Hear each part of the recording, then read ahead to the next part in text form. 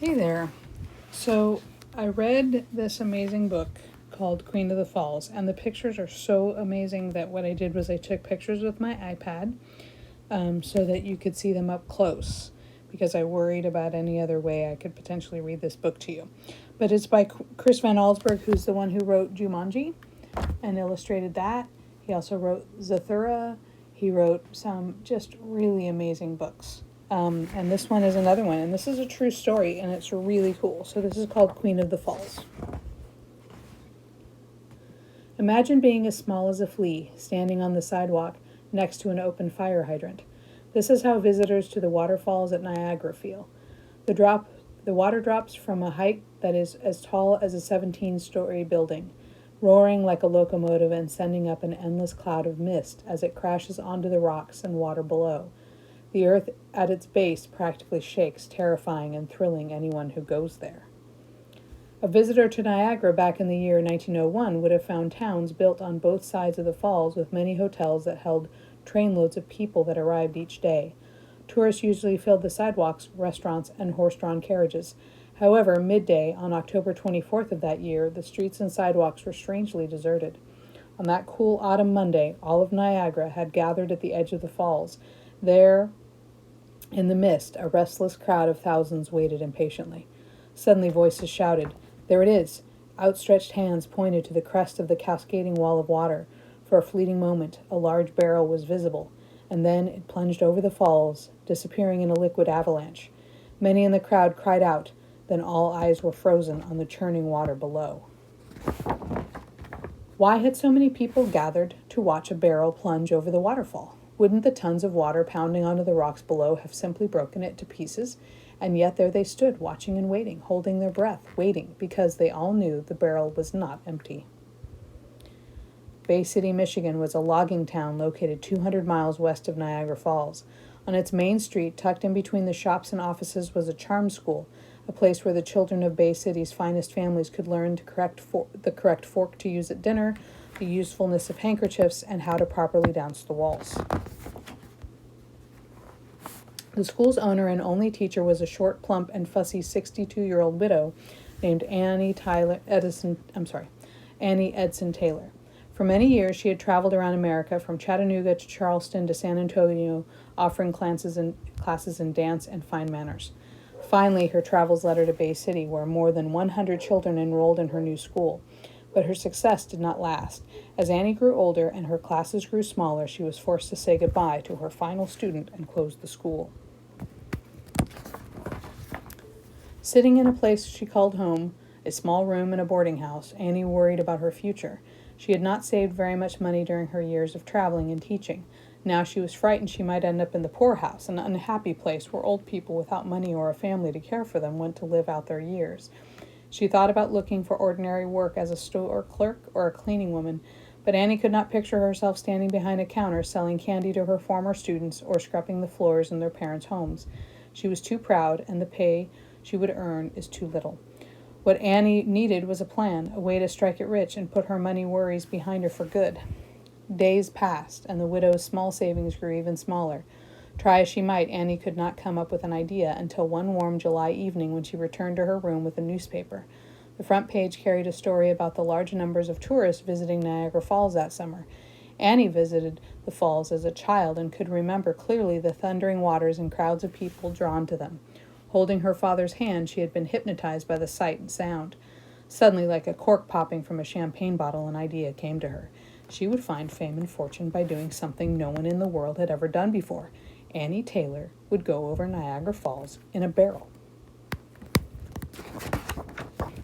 The next morning, filled with excitement, Annie began planning her ride. She knew no ordinary barrel would do. Something special was called for. Annie drew a picture of a barrel that would suit her needs, a barrel that would be incredibly strong and just the right size for its passenger. She took drawings to a workshop where men built barrels, mostly for holding things such as pickles and beer. The foreman of the shop had never seen a barrel like the one Annie had drawn and asked what it was for. When she shared her plans to ride in the barrel over Niagara Falls, the man looked at Annie in disbelief. He handed the drawing back and informed her his shop would build no such thing. The idea was madness, he told her. If she wanted to kill herself, she'd have to do it on her own. Annie went back to her room and continued to dream of the fame and fortune that would be hers once she'd conquered the falls. She looked at her drawing and was certain it would be safe no matter how violent the ride. 3 days later, Annie called on the barrel maker again and convinced him she was not crazy. If he built the barrel according to her design, the widow assured him she could survive the fall without injury. The foreman agreed to do it and put his 3 best men on the job. Annie worked alongside them, picking out each piece of the thick white oak they used. When their work was done, they had a barrel that was 4.5 feet high, with iron bands wrapped around it, and weighed more than 160 pounds. The workmen agreed it was a very sturdy thing indeed. It might even go through the falls in one piece. That didn't mean, of course, that anyone inside would survive. Annie understood the problem. You can put an egg inside a can and let it drop to the floor. The can may not be damaged, but it's a different story for the egg. That is why Annie made the barrel just big enough to hold herself and a large number of pillows. She also fastened to the inside metal handles to grab onto, and a leather belt to strap herself in securely. As Annie put the finishing touches on her barrel, she began planning her trip. She needed a manager, someone to go to Niagara Falls ahead of her and stir up interest among the local newspaper reporters and tell them about the amazing Lady Daredevil who would be arriving soon to conquer the mighty falls. She hired Frank Russell, a Bay City man who had worked at carnivals and fairs. When they first met, Frank Russell was surprised by Annie's appearance. She looked exactly like the aging charm school teacher and nothing at all like the death-defying daredevil she was determined to become. He asked her if she wasn't too old for such a difficult and dangerous adventure. Even a much stronger and fitter person stood practically no chance of surviving what she proposed. Annie had already decided that the public would have a greater interest in a daredevil more youthful than herself, so she told him that she was only 42, instantly erasing 20 years from her age. Mr. Russell did not really believe her, and he didn't think anyone else would either. He did believe, though, that she was determined to go over the falls and was certain that there was money to be made if by some miracle she managed to climb out of the barrel alive. He could then parade Annie across America, visiting lecture halls and theaters where people would pay to see the barrel and to hear her tell her story. Both he and Annie could get rich. Frank Russell accepted her offer and set off for Niagara Falls to set the stage for her arrival. Getting newspapers to run stories about Annie was not the only thing her manager needed to do. He also had to hire someone who could put Annie and her barrel in the river above the falls. If Annie was to have any chance of surviving her trip, the barrel would have to be placed in the water at exactly the right spot. Fred Truesdale lived in a cottage on the river's bank, not far from the falls, and knew the river as well as any man. He had a sturdy boat and had the muscles to row it through the river's swift and deadly currents. He agreed to set the barrel and its passenger into the river.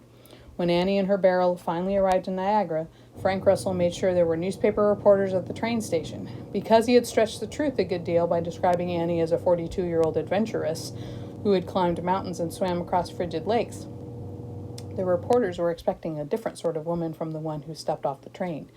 Many of them wondered if the promised trip over the falls was some kind of hoax. The barrel might go over, but did it really carry Annie Taylor inside? She looked old enough to be someone's grandmother and appeared to have spent considerably more time baking pies than climbing mountains. As Annie answered their questions directly and sincerely, the reporters began to think that she might be telling the truth. Maybe this woman, as incredible as ridiculous as it seemed, would actually climb into her barrel and go where no man or woman had gone before. The reporters went back to their newspapers. The barrel was put on display in Niagara's largest hotel, and Annie went with Frank to the boarding house where he'd taken rooms for them. Frank Russell decided that Annie should wait 10 days before taking her plunge over the falls. This would allow for excitement and interest to build up in the public as they read the newspaper stories about the fearless Mrs. Taylor and viewed her barrel in the hotel lobby. When the fateful day arrived, Annie and Frank took the carriage to the riverside cottage of Fred Truesdale, the boatman. Annie's barrel, delivered from the hotel, waited for her there, along with a number of reporters and a small crowd of curious onlookers. Much larger crowds had gathered downriver around the falls, not sure if they would see a miracle that day or a tragedy. Fred Truesdale and his assistant, Billy Holleran, had put the barrel in Fred's boat. They helped Annie aboard, and as they rowed out to the river, the reporters and spectators cheered and called out, Good luck, Mrs. Taylor." She stood in the boat and waved. "I will not say goodbye," she told them, "for I know I will see you all shortly." Then Annie sat back down and adjusted her long black skirt, smiling politely at Fred and Billy. As the two men pulled their oars, she could hear the fall's loud and angry roar. even from a mile away. There was a small island downriver, closer to the falls. Fred Truesdale guided his boat to it, and once ashore, he and Billy lifted the barrel off the boat and laid it sideways on the dry ground. Annie, ever proud and proper, asked the men to turn away as she removed her hat and jacket and then got down on her hands and knees and backed into the open barrel. She strapped herself in and then had the boatman hand her her pillows that she'd brought along. Once Annie was tightly packed inside, she told Fred Truesdale to seal up the barrel. As he and Billy put the lid in place, Annie said, "So long, boys," and then they pounded the cover down, fastened it with screws, and rolled the barrel into the water. Billy tied one end of the rope to the barrel and the other end of the boat. The men rowed away from the island, drawing close to the point of no return, a place where the river ran so quickly on its way to the falls that no boat could escape its pull. Fred Truesdale tapped on the barrel with his oar and told Annie that he was going to cut the rope. Her muffled voice answered back, "All righty." The line was cut, and the two boatmen rowed with all their strength, fighting the fierce current that quickly stole the barrel away. Along the shoreline, waiting crowds spotted Annie's barrel carried along in a raging river that became more violent as it raced toward the awful drop. The barrel spun and tumbled and slammed against rocks and waves, sometimes disappearing entirely from sight, sucked beneath the surface.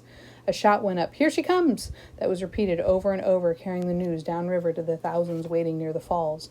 The widow was on her way. If Annie could have seen all the people who had come to watch her, she would have felt proud. It was exactly what she had hoped for. Inside the cold, wet barrel, though, Annie could feel only one thing, complete discombobulation. As she shot through the rapids that led to the fall, she was upside down one second, on her side the next, then on her back. It was as if some angry giant were kicking the barrel toward the falls. Bang, bang, bang, yet Annie knew the worst was still to come. Fred Truesdale had told her that the water at the very edge of the falls would be still for a moment. When she felt that, he warned, she must hold on for dear life and pray, which was exactly what happened next. For a few seconds, 1, 2, 3, Annie floated slowly and upright. She could hear the falls roaring even through her thick oak barrel. "Oh, Lord," she whispered, and then she was gone. Some faint-hearted spectators screamed when they saw the barrel go over. Others cheered, but most just stood silently with their mouths wide open and stared at the foaming water around the bottom of the falls. There was no sign of Annie, not even a piece of oak. Suddenly the barrel bobbed to the surface. The crowd, still unsure about what had happened to its brave passenger, did not make a sound. When the barrel floated close to the rocky shore, men jumped into the water and lifted it onto the rocks. Then they knocked the lid off with a hammer. One of the rescuers knelt down and stuck his head inside the dark barrel. "Mrs. Taylor?" he asked. It was deadly silent. "Mrs. Taylor." Then a weak voice spoke. "Where am I?" "Ma'am," the man answered, "you're over the falls." Even with her rescuer's help, it took a while for Annie to squeeze out of the barrel. When she did, the crowd cheered. Annie waved back, but could barely lift her arm. She was bruised and sore, and she had a cut on her forehead and felt terribly dizzy. She was able to walk to a dock nearby where Frank Russell had a carriage waiting. Annie returned to her room at the boarding house. Doctors came to examine her and said she would have to stay in bed to recover from her injuries, which were not serious. Over the following days, newspaper reporters from around the country visited Annie. Soon her story was appearing in papers from New York to San Francisco. Americans could not have been more amazed if they had read a horse had hit a home run or a baby had been elected president. How could anyone, let alone a woman, survive a trip over Niagara Falls? Let alone a woman. As soon as Annie felt well enough to travel, Frank Russell began to look for ways to make money. He took the widow to a large fair in nearby Buffalo. Hundreds of people lined up to buy tickets so they could see the amazing Queen of the Falls. When Annie took the stage beside her barrel, the audience was confused. Could this person in front of them, this grandma, really be the brave and fearless Mrs. Taylor who had dared to ride over the waterfall? Annie told her story, but when she was done, there were no eager questions or loud applause. Everyone seemed to find the oak barrel more interesting than the woman who had ridden inside it.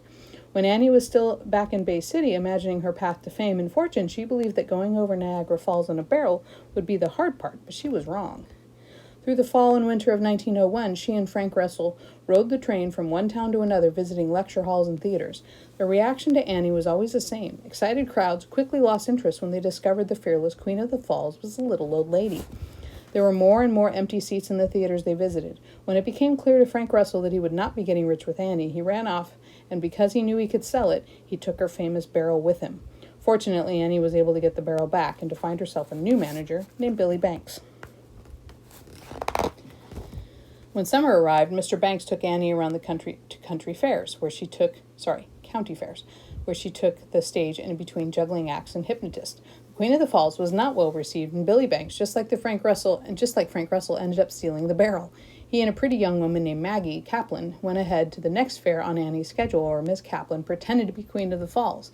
Annie put a stop to that, but wasn't able to get her barrel back. Billy and Maggie ran off with it. The thing was never seen again. Annie went back to Niagara Falls, where she had another barrel built. She was determined to go out on the road again come spring, still searching for the pot of gold she believed was waiting for her. But when it came time to leave, she changed her mind. The widow had run out of steam. She decided to place her new barrel in the park she had visited as a child near the falls. On the table in front of it, she displayed postcards of herself posing with the barrel and copies of a pamphlet that she'd written about her life and famous ride. Calling out to tourists as they passed by, Annie invited them to purchase a postcard and to meet the Queen of the Falls. When they approached and asked where the Queen was, Annie had to work hard to convince them that they were looking at her. Annie didn't think she would have to peddle postcards for long. She was certain someone who could help turn her fame and fortune would come along soon, but no one did. One summer, selling souvenirs turned into many. Annie became a familiar figure to tourists passing through the park. Sitting in the shade of her barrel, she was already ready to tell her story. One afternoon, a week before the 10th anniversary of her trip over the falls, she had a visitor at her souvenir stand. It was a newspaper reporter working on a story about her remarkable ride.